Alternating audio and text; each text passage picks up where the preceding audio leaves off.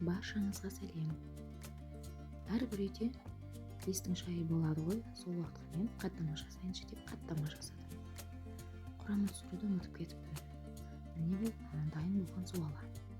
Оны шайып, арасына кәдімгі тамаққа қосатын ақ майды жақтым. Сармай дәл сол уақытта таусылып кетіпті үйде. Сосын мен ақ май жаға салдым. Сөйтіп оны орайсыз. Орағаннан кейін осылай ортасынан кесіп, екі қаттама шығады. Қатпарлы жағын сыртына қаратып орайсыз. Орағаннан кейін сондай қатпар қаттама пайда болады. Жұмсақ, өте әдемі болды. Мен оны 5-10 минутқа тұндырып қоясыз. Бетін жауып қойып қоямыз.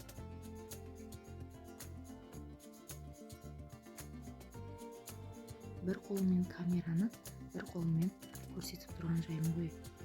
Келесіде міндетті түрде әдемілеп түсіремін.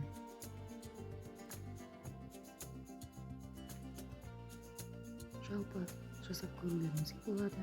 Міне екінші суаласын жайып түсірген жерім.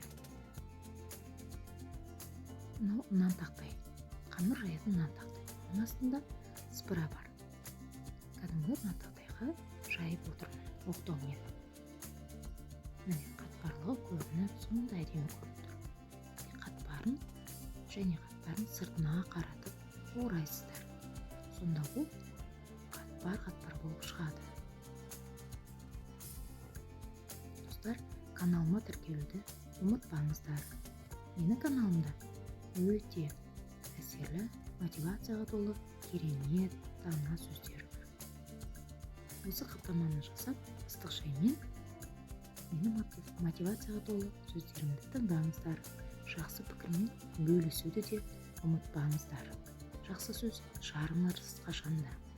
Арысыңыз көбейе берсін. Барлығы де береке болсын. Қолдағы бар затпен жасалған дүние, сондықтан мен құрамын түсіруді ұмытып кетіппін.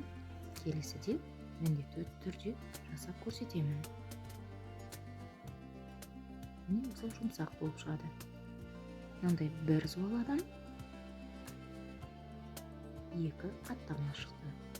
Енді келесін жаямын. Барлығын толық түсірмедім. Шамалап үзінді-үзінді етіп түсірдім.